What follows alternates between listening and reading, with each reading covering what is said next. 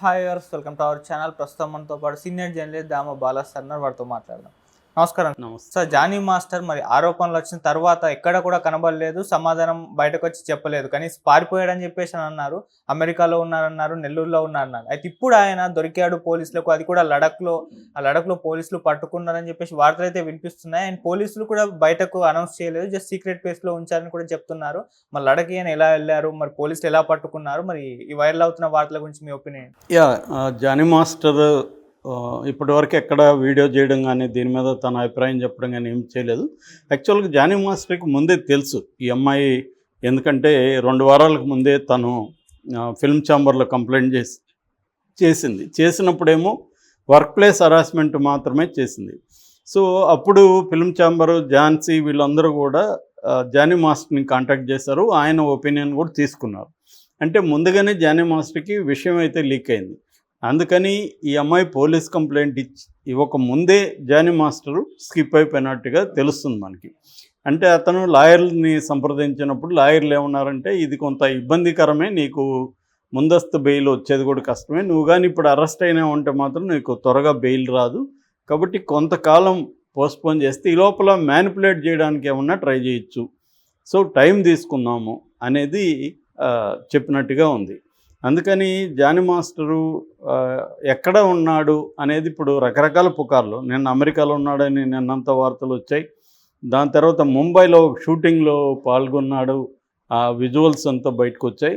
దాని తర్వాత నెల్లూరులో ఇతన్ని కొంతమంది దాచిపెట్టారని నిన్న వార్తలు వచ్చాయి. ఇప్పుడు కొత్తగా వస్తున్న వార్త ఏంటంటే, ఇతను లడఖ్కి వెళ్ళాడు, లడఖ్లో ఇతన్ని పట్టుకున్నారు పోలీసులు అని. 4 బృందాలు వెళ్ళాయి, లడఖ్లో ఇతను దొరికాడు అని. లడఖ్కి ఎలా వెళ్ళాడు అంటే కూడా ఇతను, వీళ్ళ భార్య, వీళ్ళ ఫ్రెండ్ ముగ్గురు కలిసి వెళ్ళారు. ఫ్రెండ్ కారులో వెళ్ళాడు. తన కారు, తన సెల్ ఫోన్ ఇవన్నీ ఇక్కడే పడేసి సో ఫ్రెండ్ కారులో వెళ్ళాడు. సో ఫ్రెండ్ కారులో కూడా ఎలా వెళ్ళారంటే, హైదరాబాద్ నుంచి పూణే, పూణే నుంచి గుజరాత్ నుంచి రాజస్థాన్ నుంచి హర్యానా నుంచి పంజాబ్ నుంచి శ్రీనగర్ నుంచి లడఖ్. ఇది రూట్ మ్యాప్ కూడా బయటకు వచ్చింది.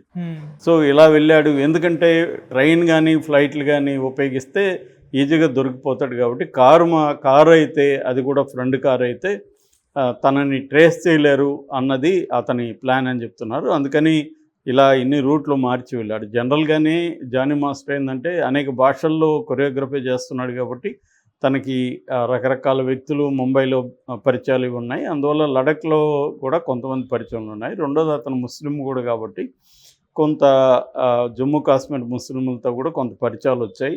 ఎందుకంటే ముంబైలో వాళ్ళు కూడా పనిచేస్తున్నారు. అలా అక్కడైతే ఎవరు తను గుర్తు కూడా పట్టరు కాబట్టి అక్కడికి వెళ్ళిపోతే ఇక్కడ తెలుగు రాష్ట్రాల్లో ఎక్కడైనా గుర్తుపడతారు.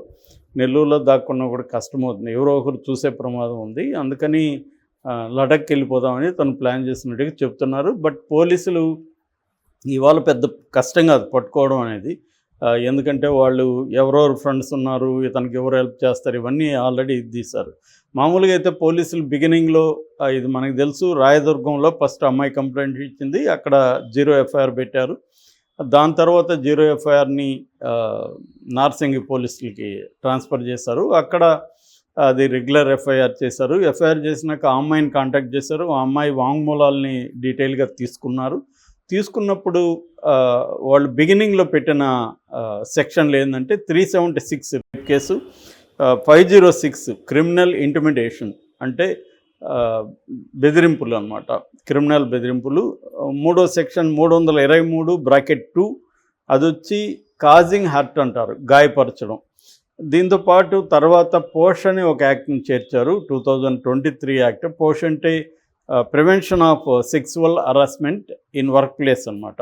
వర్క్ ప్లేస్లో సెక్సువల్ హరాస్మెంట్ని ప్రివెంట్ చేయడం, ప్రొహిబిట్ చేయడం, రెడ్రెసల్, ఈ 3 కలిసి ఉంటాయి. ఇది 2013 యాక్ట్, 23 అన్న 13 యాక్టు. సో ఇది పెట్టారు. లేటెస్ట్గా ఏంటంటే ఈ అమ్మాయితో డీటెయిల్గా పోలీసులు మాట్లాడినప్పుడు ఈ అమ్మాయి చెప్పింది ఏంటంటే, తనకిప్పుడు 21 ఏళ్ళ వయసు.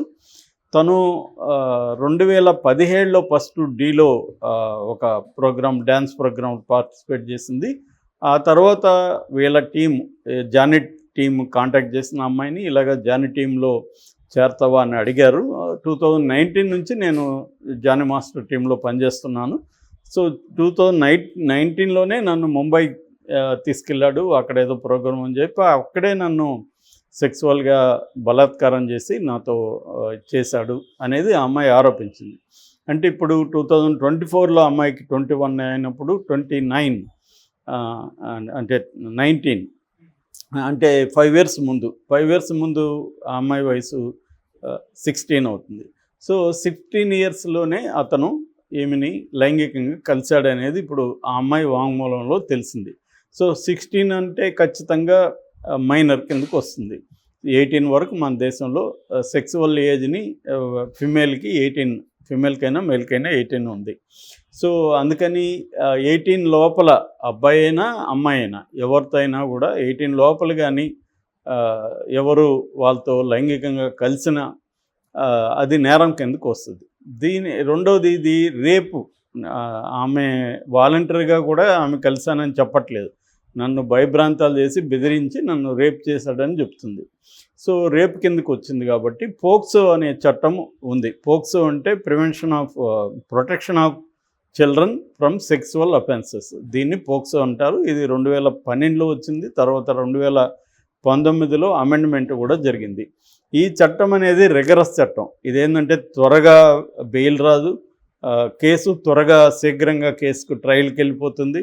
తర్వాత దీంట్లో రేపుగానే అయితే మాత్రం 20 ఏళ్ళు మినిమమే, అంతకంటే తక్కువ శిక్ష పడదు. మామూలుగా కలిస్తే 10 ఏళ్ళు, కానీ బలాత్కారంగా చేస్తే మాత్రం మినిమం 20 ఏళ్ళ శిక్ష, మ్యాక్సిమం లైఫ్ పడచ్చు. రేర్ కండిషన్లో డెత్ పనిష్మెంట్ కూడా ఉందన్నమాట. మరణశిక్ష కూడా పడే అవకాశం ఉంది పోక్సోలో. అంత రిగరస్ చట్టం అది. సో ఇప్పుడు ఆ పోక్సోని ఇతని మీద పెట్టారు. సో ఇప్పుడు నేను ఆ అమ్మాయి ఇష్టపూర్వకంగానే కలిశాననే దానికి కూడా ఇక్కడ ఏమీ లేదు. ఎందుకంటే ఇష్టపూర్వకంగా కలిసినా కూడా అది నేరం కిందకే వస్తుంది 18 ఏళ్ళ లోపల. మామూలుగా అయితే 16 ఏళ్ళు చేయమని అనేక హైకోర్టులు సెంట్రల్ గవర్నమెంట్ని అడుగుతున్నాయి. ఎందుకంటే 16 ఏళ్ళ అమ్మాయిలు 18 ఏళ్ళ అబ్బాయిల్ని సెడ్యూస్ చేస్తున్నారు. దాని తర్వాత వాళ్ళు ఇంట్లో తెలిసి దీన్ని పోక్సో కింద పెట్టేస్తున్నారు. కాబట్టి మీరు ఈ చట్టాన్ని మార్చండి, 16 ఏళ్ళు సెక్సువల్ ఏజ్ చేయండి అని అంటున్నారు, కానీ అది ఇంకా కాలేదు. సో మన సెంట్రల్ గవర్నమెంట్ ఒప్పుకోలేదు. అందువల్ల ఈ విషయంలో పోక్సో పెట్టారు కాబట్టి చాలా సీరియస్గా తీసుకుంటారు. పోక్సో కేసులన్నీ పోలీసులు సీరియస్గా తీసుకుంటారు. దీంట్లో ప్రెజర్స్ వచ్చినా కూడా ముందుకెళ్ళడం అనేది వాళ్ళకి తప్పదు అన్నమాట.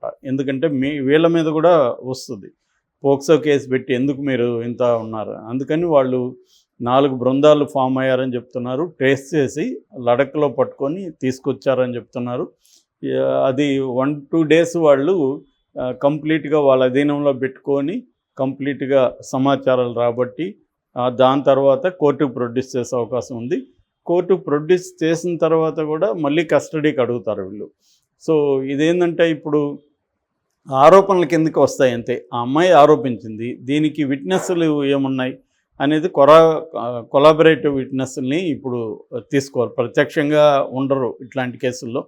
బట్ ఈ అమ్మాయి చెప్పిన ప్లేసు, ఆ హోటల్లో దిగారా లేదా, అక్కడ సీసీటీవీ ఫుటేజీ, ఇవన్నీ కూడా వాళ్ళు కలెక్ట్ చేస్తారు. ఒకవేళ ఇతను నేను అక్కడ ఈ అమ్మాయితో చేయలేదంటే ఇతను నిరూపించుకోవాల్సి ఉంటుంది. కాబట్టి ఇతను బాగానే ఇరుక్కున్నట్టు కనబడుతుంది. అన్లెస్ నేను నిన్న చెప్పినట్టుగా పవన్ కళ్యాణ్ రంగంలో దిగి ఇక్కడ రేవంత్ రెడ్డి ద్వారా కొంతవరకు ఇన్వెస్టిగేషన్ని వీక్ చేయడం ఒక ఆప్షను. రెండో ఆప్షను ఆ అమ్మాయితో సెటిల్ చేసుకోవడం. కానీ ఇప్పుడు ఇది సెటిల్ చేసుకుంటారని చెప్పి అల్లు అర్జున్ రంగంలో దిగాడు. అల్లు అర్జున్ ఏమో ఆ అమ్మాయి వైపు ముందు నుంచే ఉన్నాడని చెప్తున్నారు. ఎందుకంటే ఝాన్సీ మాటల్లో కూడా ఒక పెద్ద హీరో ఈ అమ్మాయికి మేనేజర్ని పంపించి హెల్ప్ చేశాడని. సో పెద్ద హీరో వేరే హీరోకి ఎందుకు అంత ఇంట్రెస్ట్ ఉంటుంది? ఇక్కడ క్లియర్గా మళ్ళీ కూడా అల్లు అర్జున్ నేను ఈ అమ్మాయికి నా సినిమాల్లో అన్నిట్లు ఇస్తాను, మా గీతా ఆర్ట్స్లో అన్నిట్లు ఇస్తాను అని చెప్పాడంటే, నేను నిన్న కూడా చెప్పాను, తన విషయంలో కేసు విషయంలో జరిగినప్పుడేమో అతను మౌనంగా ఉన్నాడు. ఇక్కడికి వచ్చేసరికి అతను ఏదో సేవియర్ ఆఫ్ ద ఉమెన్ లాగా రంగంలో దిగాడు. కాబట్టి ఖచ్చితంగా ఆ అమ్మాయికి సపోర్ట్ అయితే ఉంది పెద్ద హీరో ద్వారా. అందువల్ల ఇప్పుడు పవన్ కళ్యాణ్ వర్సెస్ అల్లు అర్జున్ అనే నెరేటివ్ బయటకు వచ్చింది. పవన్ కళ్యాణ్ దీన్ని ఎంత సీరియస్గా చేస్తాడనేది చూడాలి. ఎందుకంటే పవన్ కళ్యాణ్కి ఒకవేళ బ్యాక్ ఫైర్ అయితే ఇబ్బంది అవుతుంది ఈ కేసులో. రేపు పొద్దున అతను ఇన్వాల్వ్ అయ్యాడని కానీ ఏమన్నా ఉంటే వైసీపీ వాళ్ళు దాన్ని పెద్ద ఆయుధంగా వాడుకుంటారు. ఇప్పటి వరకు వైసీపీ వాళ్ళు పవన్ కళ్యాణ్ ఎక్కడా టార్గెట్ చేయలేదు.